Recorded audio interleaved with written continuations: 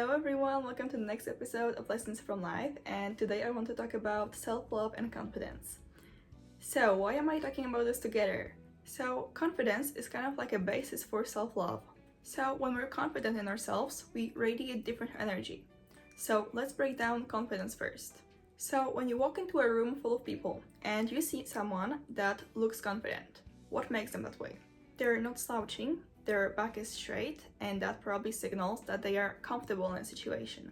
And they don't feel inferior to the person they're talking to. They are on the same level and they feel relaxed. They are also aware of the way they're moving. They're not looking around nervously, they're not fidgeting, and they're breathing properly. That means that they are aware of their body and they are in control. And this alone makes you feel like that person is very confident in themselves, even though you haven't even spoken to them. You just saw that person across the room and you can see that they are confident. So let's say you start a conversation with the person. So they are speaking clearly, not rushing their words, and they have some energy in their voice. So by being conscious of the way you are speaking, you can drastically change the way someone perceives you. So now imagine you're speaking to a person that's the complete opposite. They are very monotone, they are looking around, looking nervous. You probably assume they don't want to be there, they don't want to talk to you. They may be just anxious, but from your perspective, you don't know that. You just see a person that can't hold a conversation and doesn't want to talk to you. And even if they don't mean to be rude, you perceive it that way on a subconscious level. And that's why it's so important to be conscious of the way you are speaking, because people pick up on your body language. So it doesn't really matter what you're saying, it matters how you're saying it. And third part to it is your looks, of course. It's important to be looking clean and like you're taking care of yourself, because when you talk to people, this is your first impression. To get to know someone, you have to initiate the conversation first, or that person has to do that.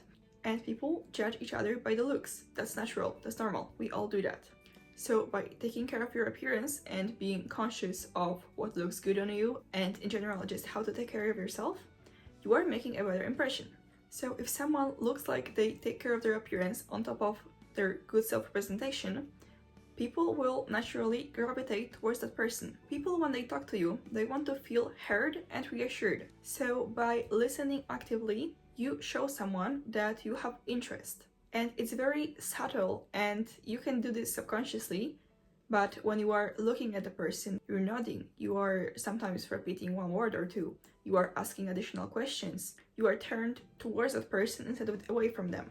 That's very important, because that makes someone feel like you care about them when you're talking to them. Your attention should be on that person because you are in the middle of a conversation.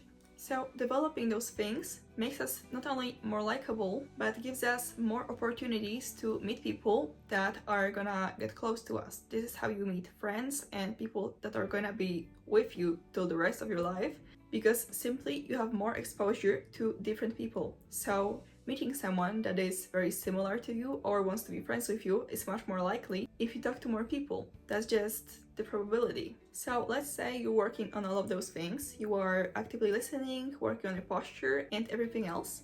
That's great, but this is all external. So now let's focus on the internal part of confidence. So this is where self-love and confidence kind of link together. Because when you perceive yourself to be confident, and that's your self-belief, it's gonna be 100 times easier for you to act accordingly and make connections. So self-love comes down to a couple of things, and the first of them is self-acceptance. And there are a lot of misconceptions about self-acceptance. People think that it just means accepting the way you are right now and not changing anything, because that means you don't love yourself. But that's false. Self-acceptance, the way I understand it and the way I use it, is by looking at yourself objectively. Obviously, as subjectively as is possible, because you will always be subjective when it comes to yourself. But when you take a look at all of your good qualities and your weaknesses, you can see kind of the fuller picture. And a wonderful thing about humans is that we can change practically anything about ourselves. It doesn't really matter if it's your appearance or personality, your job, place you live in, you can change everything. You have to do some self-reflection. So a good way to do it is a life audit. You can use this wheel and it shows you every area of your life, and you can kind of grade every area and how satisfied you are with this part of your life, and then reflect on where you want to be. So let's say you rated your physical as 4 and you want it to be an 8. So make some actionable goals to achieve that. Let's say it's your physical fitness. For example, you can set a goal to take a walk every single day or take a workout class twice a week. Notice I didn't say you should work out for hours every single day, and that's because starting small and increasing the difficulty along the way is way easier for you, but it's also kind of tricking your brain because you won't feel as much mental fatigue. Because when you first start doing something, you need a lot of effort because you face a lot of resistance. So you have to overcome that to start something. So when you start small and it's something fairly easy, you get used to it and then you can increase the difficulty and you can do this more consistently instead of doing something really difficult once and then having that fatigue and being really tired and facing even more resistance just to start. So another component of self-love is self-compassion. And it again doesn't mean that you are making excuses and not achieving your goals. This just means realizing that you are a human being and you need some rest and you have different energy levels on different days. And you can't really expect yourself to perform better and better every single day. And yes, we should be striving to be better every day, but that doesn't mean you can push yourself to the limits all the time because that's not physically possible. And you will be really frustrated with yourself. And that will make you not achieve your goals. That's a paradox. Also, give yourself some space for errors. For example, someone coming and kind of ruining your plan. It doesn't have to be negative. Something just comes up, that's okay. Maybe see the way you planned your day and see if you could have prevented that. If not, just move on. If yes, next time just plan differently. Detaching from that need to be perfect and do something all the time really helps because by realizing that you can't control everything, you are letting go of that pressure and you can just focus on doing your best at the moment.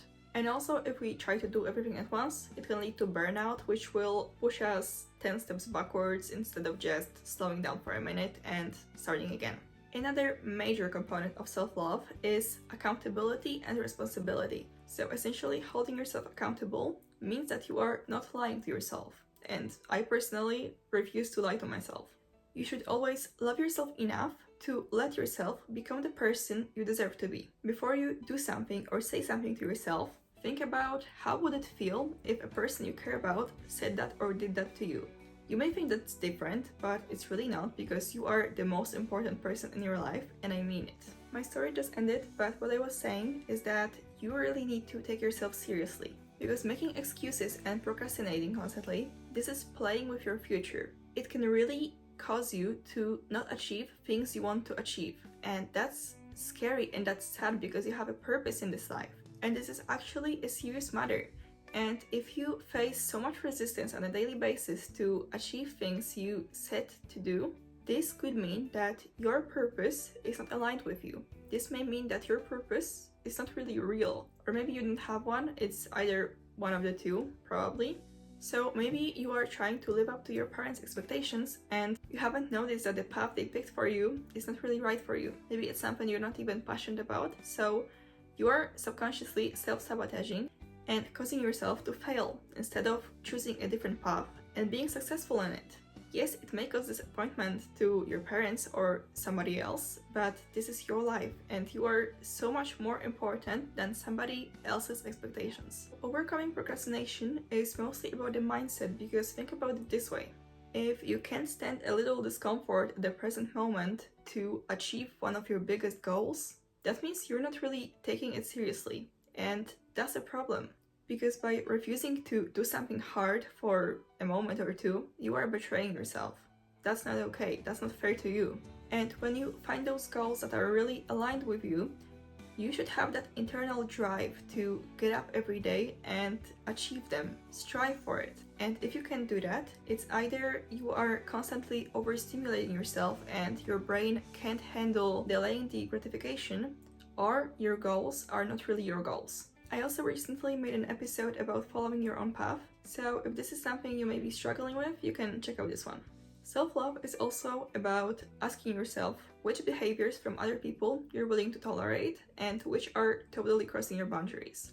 You are literally the sum of the 5 people that are closest to you, that you surround yourself with. So, by taking a look at your inner circle and seeing if those people are toxic or not, if they are actually adding to your life instead of draining your energy, that's probably one of the most important choices you will make. Because your environment is so important. And even on a spiritual level, you are exchanging energies with those people. If they don't wish you well, this will have a negative effect on you. Also, stop justifying behaviors that are clearly hurting you from someone else just because you don't want to be alone. It's so much better to be alone for a while, even if it feels bad, it feels lonely. It's so much better for you than someone actually dragging you down. And by building your confidence and working on it, you will be so much more comfortable with being alone. And alone time is so important. If you have the need to be surrounded by people constantly, that means you don't love yourself. Because if you love yourself, you are okay with being alone, sitting with your thoughts, achieving your goals. You don't need other people to watch you or help you with that, because you are confident that you can do whatever you said to do. By tolerating disrespect from other people, you are disrespecting yourself. And that's not fair to you at all. Also, don't be scared to trust people.